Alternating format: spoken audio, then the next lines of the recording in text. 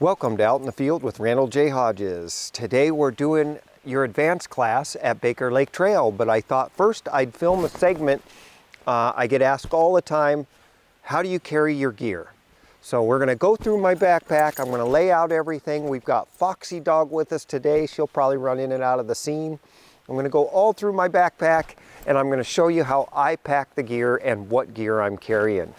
Today we've got perfect overcast light, which is a great time to film this little piece. So to start with, I don't really recommend that you use those specialty photography backpacks. Even though they organize and pack your gear very neatly, they don't have a lot of good hardware for shoulder harness or hip belt.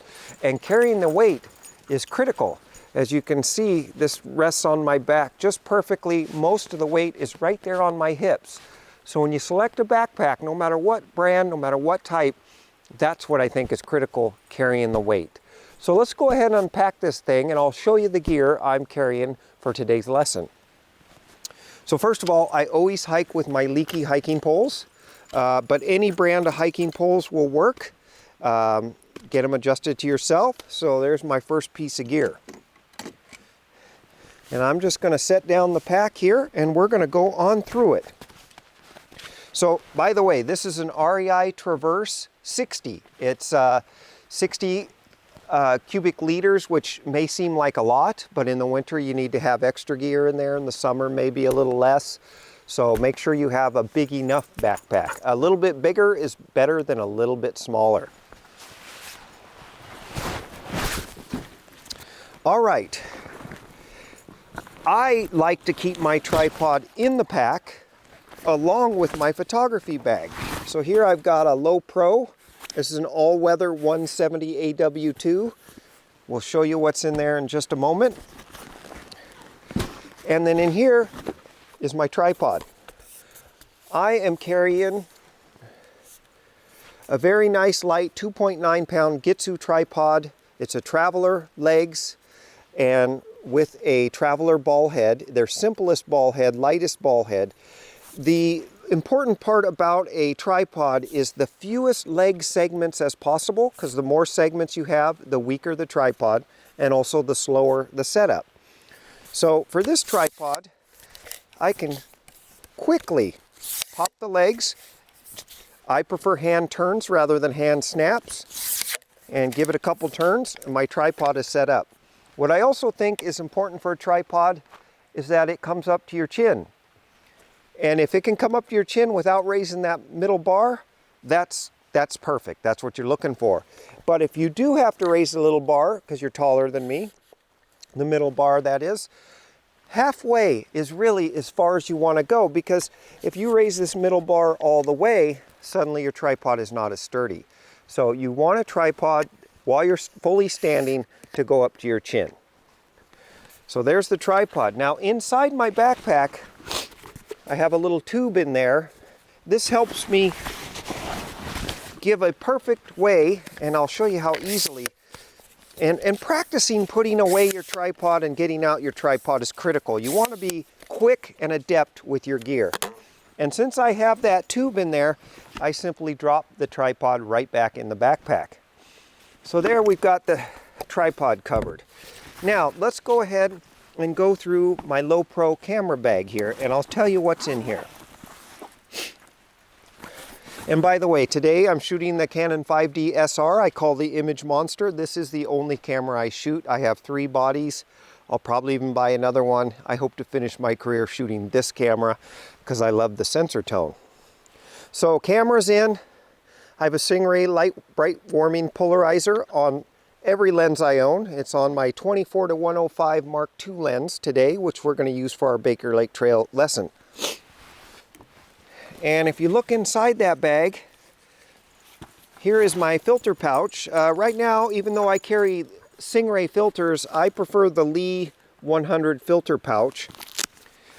Oops, we just dropped that. We'll pick that right on up. Luckily it's padded.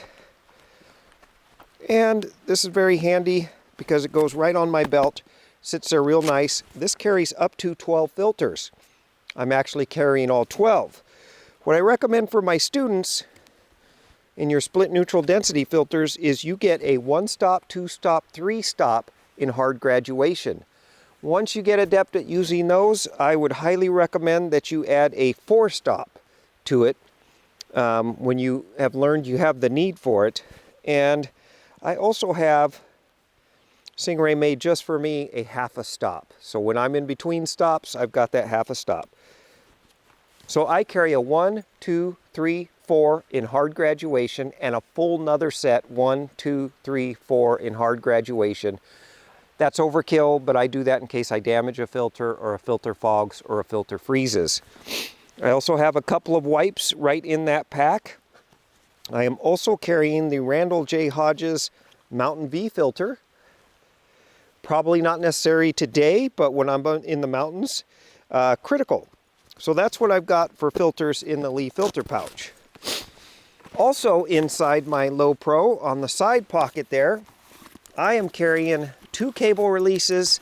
I have 5 batteries in there and a backup circular polarizer, because those are items that I cannot live without. If I break a polarizer out in the field, my day is done.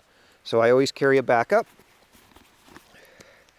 And you'll also see right here in the front pocket, it holds my filter holder. Koken filter holder I recommend for my students, but if you want what I think is the best, this is a Sioti, S-I-O-T-I. It holds 3 filters. It does not vignette my lens. Buy this on Amazon, it's like 38 bucks. Fantastic. And then in my top pocket, I carry extra cards. I always like to have 3 extra cards. And I've got a lot more of those wipes, because on a rainy day, you're going to go through a lot of wipes. So that's what's in my Low Pro. I call that my camera purse, by the way. And that's a lot of gear in a very small space. And then you can see that that easily goes right back in the top of that pack. Now let's dig in here. I've got 2 waters on me today. Since I need reading glasses, side pocket, I've got my hip belt, my reading glasses. That's also where my phone goes. On the other side, I've got whatever items you might think you need. I'm carrying an extra cloth in there. I've got Foxy's leash in there today and some hand sanitizer. I always carry bear mace. That just sits on the side of my pack. I carry that everywhere, honestly. That might be more important, I hate to say it, for weird humans. I've only pulled it once for a bear and a couple times for a mountain goat, but it just makes me feel like I have a little bit of protection. Now in my back pocket here, I carry my sunglasses and, very important piece of equipment, a loop. And I like the Hoodman loop. I can't do photography without this. This loop will make you twice as good. You know, we hold this up right to the back of the camera. It shades the camera. You can focus it to your own eye. That's a critical piece of gear for me. 90 bucks, you'll be a better photographer for it. Also in here, emergency toilet paper. I've also got a strap for that filter pocket in case I prefer to wear it around my shoulder there. Sunscreen, always important. Bug repellent, should have some of that in there too. And that's what's in my back pocket there. We'll shove all that back in there. Always keep this loop really handy right there in that pocket. And then you should always be prepared when you're out in the woods, out in the forest. I even am prepared when I'm on the beach. If I'm 50 yards from my car, I've got my whole pack, because things do happen. I want to be prepared. So I'm already wearing one of my pieces of gear, my North Face jacket, fleece jacket. Then I've got my poofy with a hood in case it gets even colder. A pack cover if it rains. You've got to protect all this expensive gear you've got. So I've got my REI pack cover. Always have emergency snacks in there. You just never know. If I'm stuck out in the woods overnight, oh, Foxy wants some.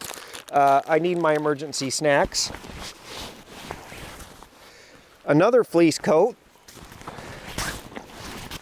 A first aid kit, very important. I've got my fleece gloves right there, but it is March, it is still cold out. So I'm always carrying a better pair of gloves in there.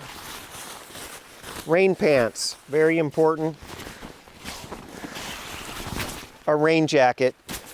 These never come out of my pack. No matter what the weather says, you need a minimum amount of gear in case you're stuck out in the woods, or weather can move in on you at any time.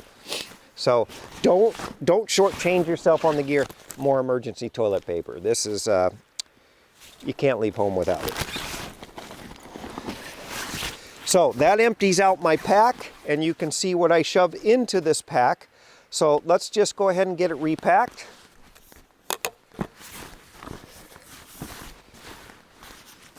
I like to keep my rain pants and my rain jacket at the very bottom because this pack has a bottom zip down there. It's actually meant for a sleeping bag, but it makes handy access to my rain gear in the case of an emergency, and my pack cover. If it's raining, I'm going to need all three of those things.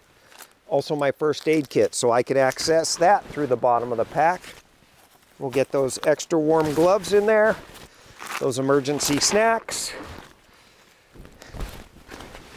and my 3 additional layers all fit in this pack real nicely, and I can add more to this pack. I've got it cinched up a little bit on the bottom, but it will hold more. And now the a little pro tip for you here. I like to use one of my lens wipes. I place it right over the screen, my LCD screen, because even though this is very soft, it can put abrasions in my screen. So to keep that screen crystal clear, that's how I do it. And that goes right in the pack. Fits in there real nicely. Tripod head up. And by the way, if I'm going to fly somewhere, this is my carry-on. It works very well. I just unscrew the tripod head and stick it down in there, so I'm within the limitations of a carry-on bag. Now let's cinch that up and go through this top pocket.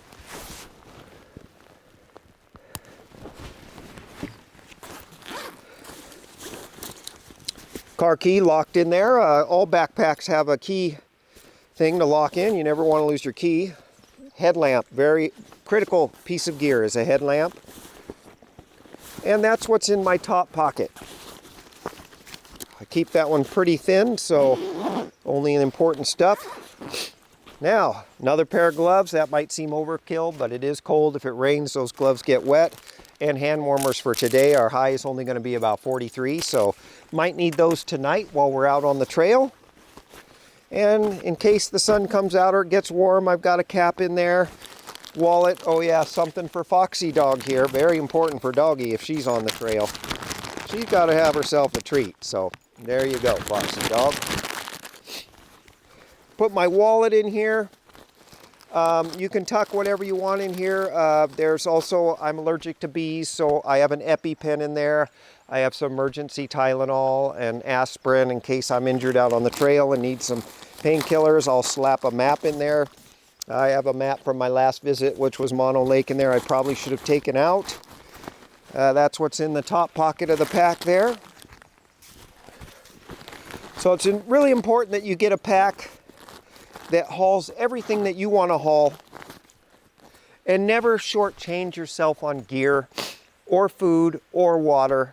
No matter how far from the car you're going, this is always packed, 100% ready. If you come into one of my galleries, I've got this pack with me. Anytime if I think there's a photo ready, I don't have to worry about packing. I've got it 100%. I grab my backpack, I'm out the door. I'm going to go put a shot in the bank. So there you go. Everybody always asks how I carry my gear. Right now today, with the only need one lens in there in the waters, I'm running about 34 pounds. The lightest I seem to ever get away with is about 30 pounds, but even on a day hike, I can get up to 50 pounds depending on how far I'm going and how much gear I need. So we're going to go get ready to film your Forest Trails and Trees episode. We'll see you in a moment. Thank you so much.